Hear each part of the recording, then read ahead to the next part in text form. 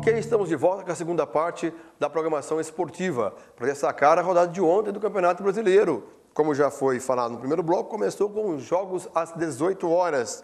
Corinthians 3, Grêmio 2. E esse jogo, João Arruda, teve alguns detalhes interessantes, como, por exemplo, 2 expulsões pelo lado do Corinthians, que terminou o jogo no sufoco. E o time do Grêmio, ao invés de atacar, metia a bola na área, né? Foi um sufoco e depois foi falado o seguinte, do jeito que o corintiano gosta, né?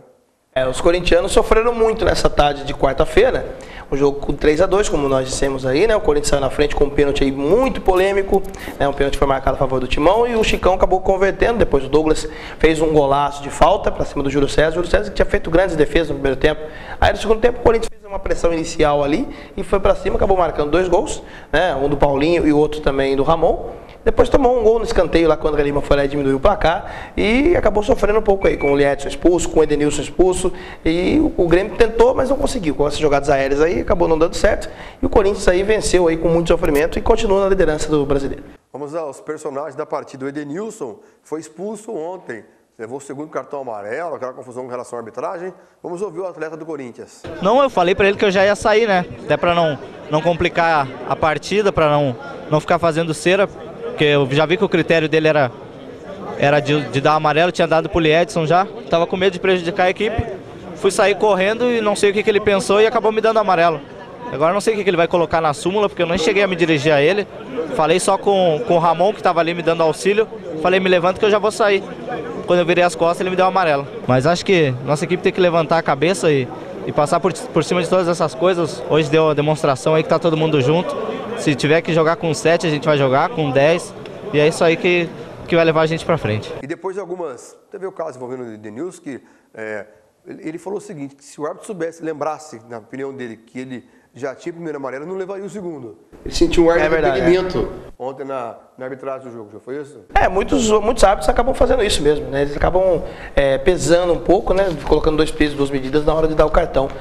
Um lance que foi, como o próprio Edenilson falou, um lance muito esquisito na hora da expulsão dele. E o juiz acabou meio que se arrependendo, mas fazer o quê, né? Já deu o cartão e agora não tem como voltar. Tem juiz que volta quando dá cartão, mas nesse caso não voltou não. O senhor André Freitas de Castro, de Goiânia, que foi o árbitro da partida, né? E segundo aqui os comentários, marcou um pênalti inexistente e anulou 2 gols corretamente. Foi criterioso nas expulsões. Então, tá aí a opinião sobre a arbitragem da partida.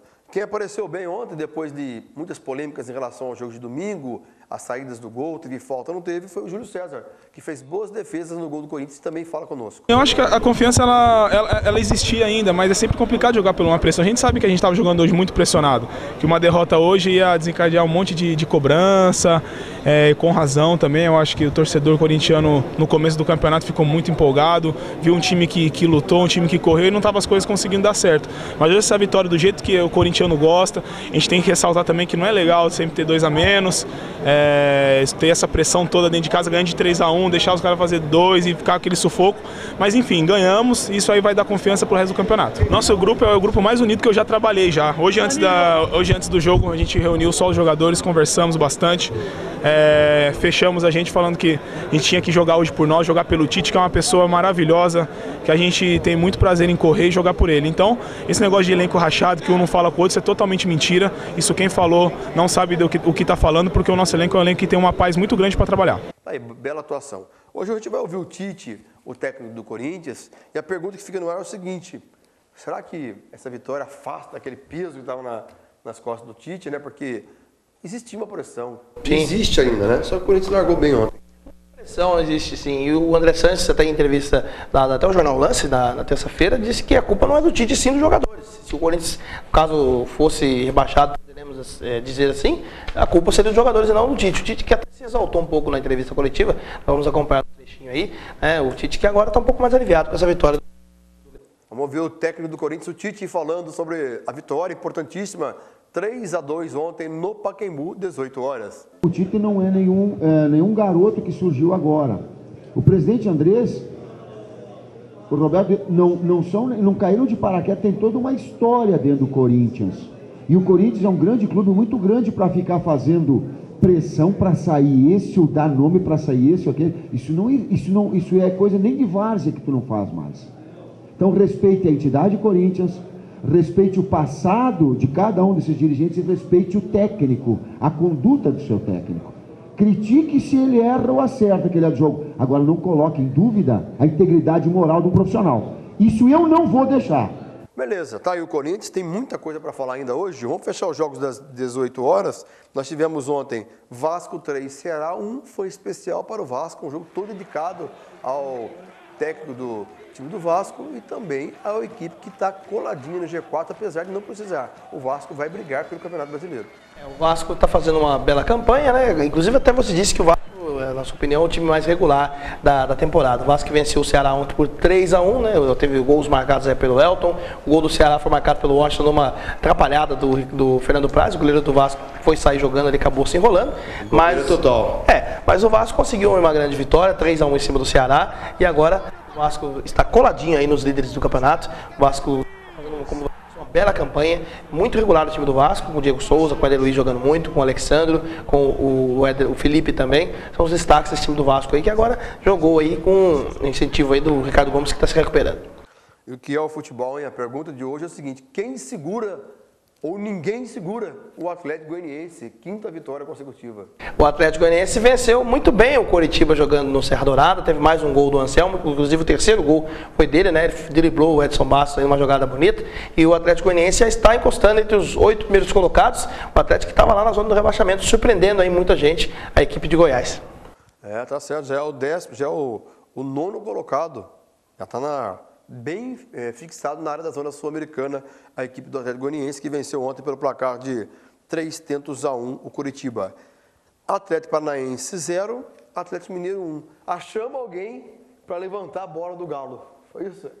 O Cuca conseguiu aí essa vitória aí, e quando a fase não é boa, até o gol da vitória é sofrido. O pênalti que o Mancini cobrou, um pênalti que foi muito bem marcado ali em cima do Magno Alves, fez uma bela jogada. O Mancini cobrou o pênalti, o goleiro Renan Rocha tentou defender, ela bateu na trave, voltou no gol do Atlético. Parece que ela entrou chorando no gol do goleiro do Atlético do Paraná. E o Atlético Mineiro conseguiu essa primeira vitória aí na era Cuca, e agora o Atlético aí empatou com o Atlético Paranaense, ainda estava no rebaixamento, e consegue aí uma motivação.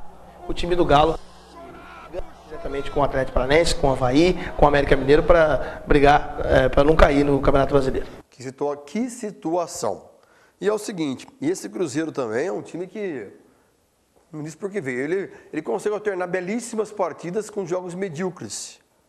Que é um medíocre? Ontem, 4-2 o Figueirense. 4-2, o Figueirense que também é uma outra grata surpresa do Campeonato Brasileiro, 4-2 aí o Figueirense em cima do Cruzeiro. O Cruzeiro tinha vencido domingo o Atlético Mineiro jogando em Sete Lagoas. Se você analisar a tabela do campeonato, o cara fala assim, puxa vida aí, vamos ver aqui a situação do Figueirense.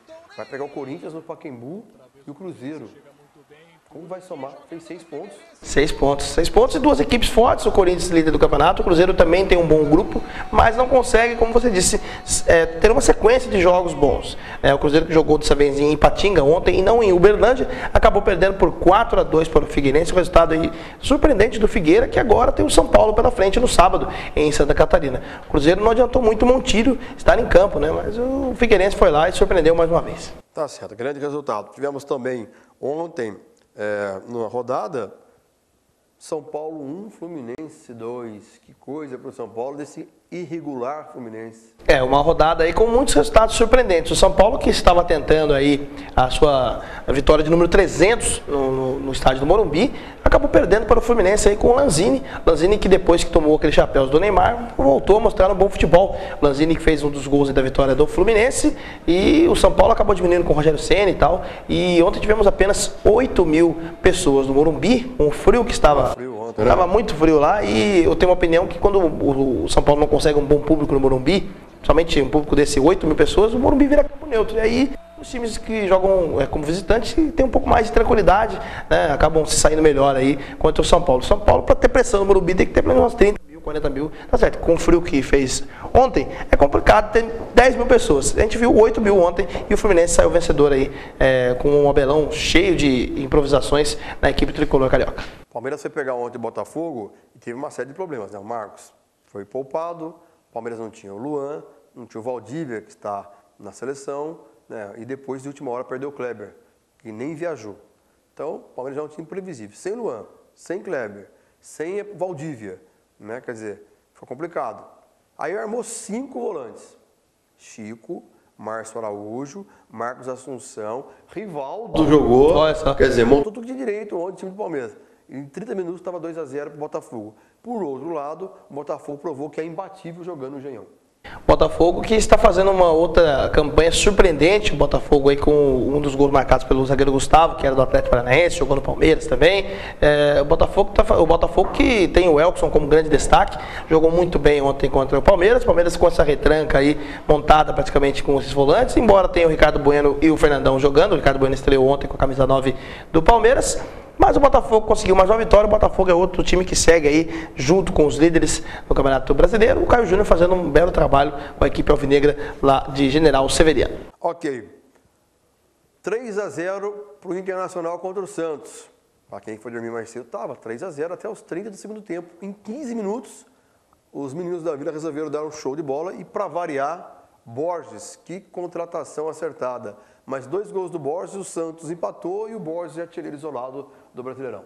14 gols o Borges tem no Brasileiro. O Borges que era praticamente a peça que faltava na equipe do Santos. Se a equipe do Santos tiver bons jogos daqui para frente, chegar empolgado para o Mundial, o Borges vai fazer muitos gols lá no Japão, tenho certeza disso. E ontem um jogo aí, um dos melhores jogos do campeonato também, o Santos que já tinha feito um baita jogo contra o Flamengo no primeiro turno, agora no segundo o Internacional aí, que tem um bom grupo, tem o Leandro Damião marcando gols, mais um gol marcado pelo Leandro Damião ontem. O Leandro Damião não sei onde vai parar esse cara, ele tá jogando muita bola mesmo, o camisa 9 do Internacional.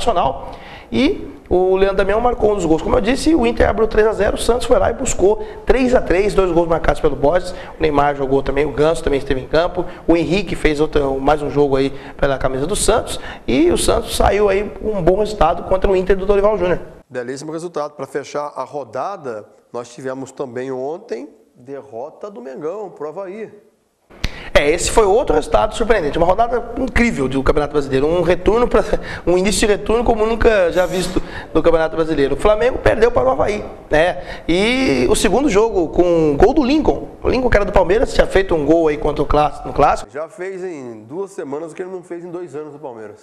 Jogando com a mesma camisa 99 que era no Palmeiras, agora no Avaí, fez um gol contra o Figueirense no sábado, no domingo no Clássico, e ontem contra o Flamengo também fez um.